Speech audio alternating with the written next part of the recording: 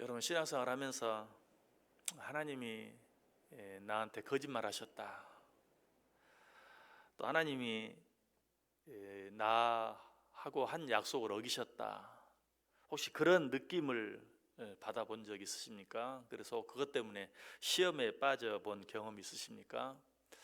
아마 직접적으로 그렇게 느끼셨다면 아마 이 자리에 안 계실 수도 있겠죠. 그러나 그렇게 한번 그런 의심이 들 때는 틀림없이 있었을 거예요. 하나님이 거짓말하신 것 아닌가? 하나님도 때때로 약속을 어기시지 않는가? 이제 거기서 한 걸음 더 나아가면 하나님이 계시지 않는 것 아닌가 하는 그런 시험에 들게 되죠.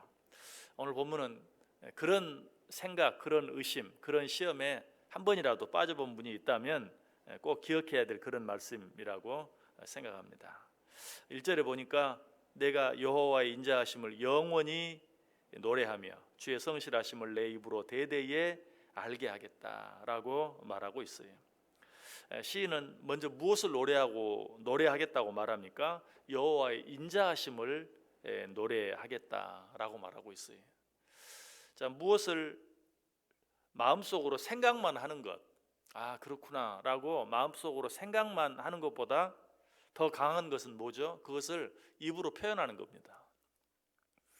우리가 어떤 것을 마음에 생각은 하지만 입으로 표현하지 못할 때, 또 표현하지 않을 때가 많이 있죠.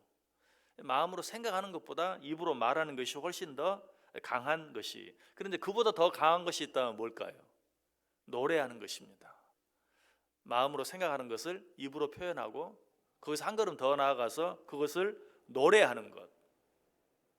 사람은 마음에 무엇이 가득 차 있으면 그것을 말하게 돼 있어요. 그래서 성경도 마음에 가득한 것을 입으로 말한다라는 그런 말씀이 있죠. 그런데 그것보다 더 강한 것이 무엇이라고요? 그것을 노래하는 것. 마음이 없는 것을 말할 수는 있어요. 억지로 말할 수는 있어요. 그러나 마음에도 없는 것을 노래하는 것은 사실 거의 불가능하죠.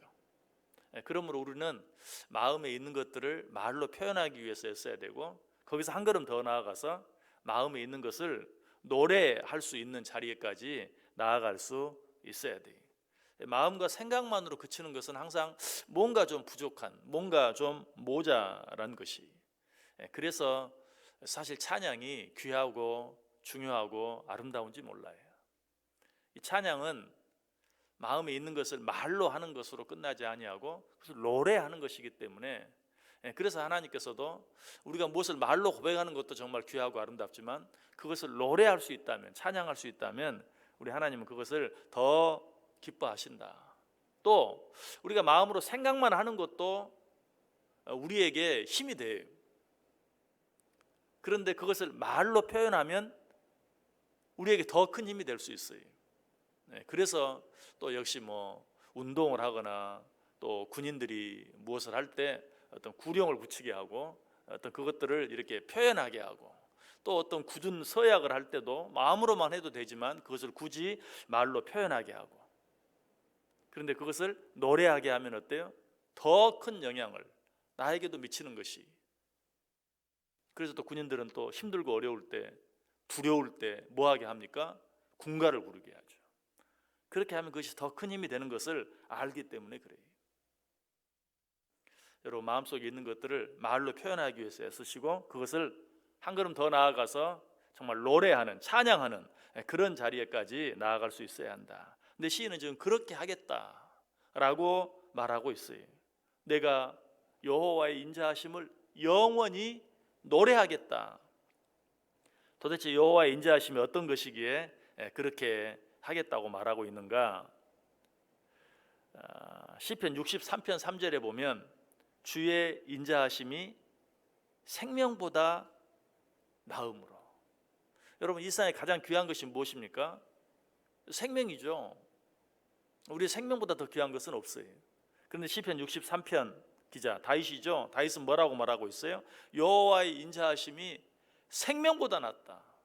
이 세상에서 가장 귀한 생명보다 더 귀한 것이 있는데 그것이 우리를 향한 여호와의 인자하심이다라고 말하고 있어요.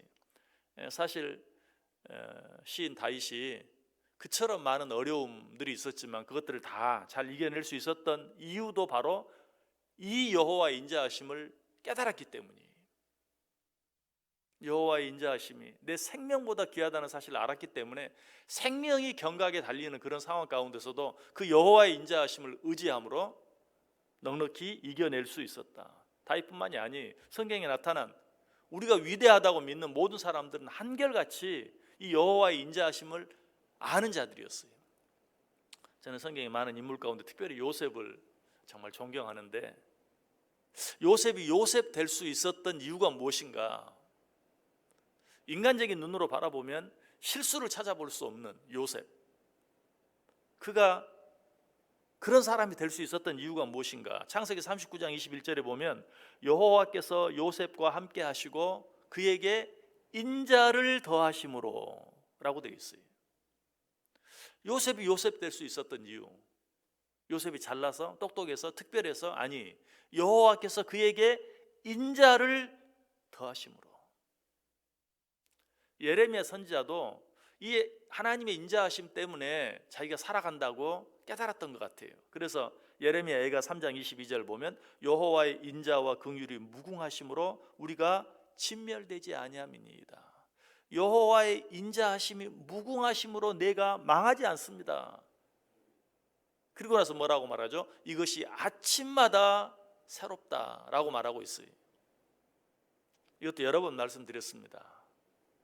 여러분 새벽에 하나님 앞에 나올 때마다 꼭 이 사실을 여러분도 기억하시고 깨달으시길 바라요. 오늘 이 새벽에 오늘 이 자리에 우리가 나올 수 있었던 이유가 뭐예요? 내가 남들보다 믿음이 좋아서? 내가 남들보다 열심히 특심해서? 아니라는 것이 나를 향한 여호와의 인자하심이 크셔서.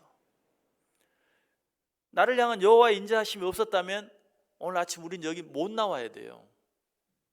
그래야 맞는 거예요. 어제 여러분 하나님 앞에 한 가지도 잘못한 적이 없습니까? 하나님의 마음을 단 한 시간도 서운하게 한 적이 없습니까? 내가 행한 대로 한다면 어떤 이유에서든지 병들어서든지 아니면 어젯밤에 하나님이 그냥 불러가셔서든지 이 자리에 못 나와야 맞는 거예요. 그런데 또 하루 첫 시간에 또 일어나서 이 자리에 나왔어요. 그게 뭐라고요? 내 믿음이 좋아서가 아니라 나를 향한 하나님의 인자하심이 크셔서. 그래서 예레미야 선지자가 그렇게 말해요. 여호와의 인자하심이 무궁하시다. 이것이 아침마다 새롭다. 아, 하나님이 또 나를 살려주셨구나. 하나님이 또 내게 기회를 주셨구나. 하나님이 또 내게 하루를 주셨구나. 이 여호와의 인자하심이 매일매일 새롭다. 아침마다 새롭다. 나는 아침 눈 뜰 때마다 그걸 느낀다 라고 노래하고 있는 것을 보게 돼요. 여러분 우리를 향한 하나님의 인자하심은 그저 우리의 잘못을 용서해 주는 것으로 끝나지 않죠. 우리가 뭘 잘못했을 때 용서해 주시기만 해도 참 그 인자하심이 대단한데 우리 하나님의 인자하심은 우리가 뭘 잘못하면 용서해 주실 뿐만 아니라 오히려 어때요? 우리를 위로해 주시고 그리고 때때로 우리에게 상을 주시기도 해요. 나는 잘못을 용서해 달라고 했을 뿐인데 그런 우리를 위로해 주시고 칭찬해 주시고 상을 주실 때도 있다. 설마요. 여러분 사실 그런 마음은 인간의 부모인 우리에게도 있어요. 우리 자녀들이 뭘 잘못해가지고 엄마 잘못했어요. 아빠 잘못했어요. 그러면 어때요? 용서만 해줍니까? 아니죠. 사실은 그래. 그렇게 말해줘서 고맙다. 그리고는 어떻게 하죠? 진짜 칭찬해 주기도 하고 어쩔 때는 평상시에 안 하던 맛있는 것을 사주기도 하고 용돈을 주기까지 하는. 우리들도 그럴 때가 있잖아요. 잘못했다고 말하는 것을 오히려 칭찬해 주는. 하물며 우리 하나님은 어떻게 하시겠어요? 오늘 시인은 그 사실을 생각하면서 여호와의 인자하심이 영원하다라고 말하고 그 인자하심을 영원히 노래하겠다라고까지 말하고 있는 것이. 다윗도 똑같은 고백을 했죠. 아까 읽었던 시편 63편 3절에 보면 주의 인자하심이 생명보다 나음으로 내 입술이 주를 찬양할 것이라. 노래하지 않을 수 없는 거예요. 나를 향한 주의 인자하심이. 이거는 자기의 연약함과 자기의 잘못을 아는 자들만이 하나님의 인자하심도 그만큼 크게 느낄 수 있어요. 다윗은 그걸 알았어요.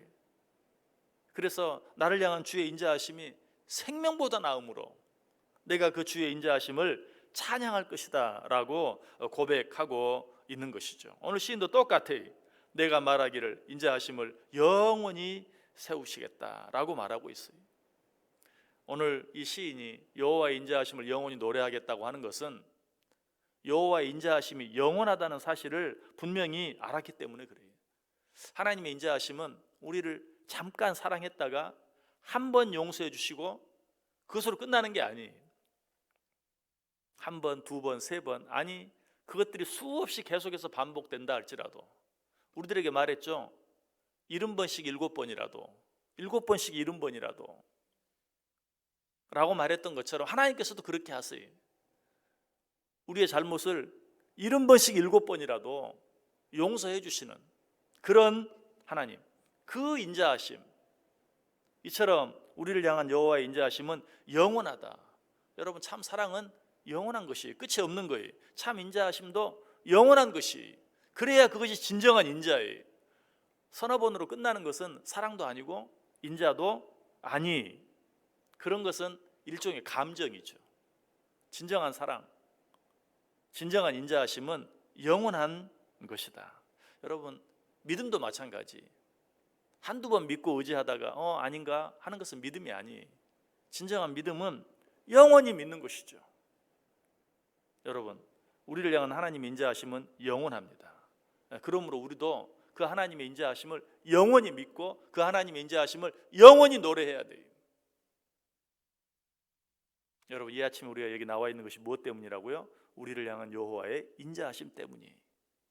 그 하나님이 이 하루 우리와 함께 해주시겠습니까? 하시지 않겠습니까? 당연히 함께 하십니다. 우리를 도우십니다. 우리와 동행하십니다. 우리의 부르짖음을 들으십니다. 이 하나님을 노래하면서 이 하루 승리하며 살아갈 수 있는, 이 하루뿐만 아니라 하루하루 계속해서 영원히 이 인자하심을 바라보고 의지하고 노래함으로 우리의 남은 인생 전체를 승리할 수 있는 저와 여러분 될 수 있기를 주님의 이름으로 간절히 축원합니다. 기도하겠습니다.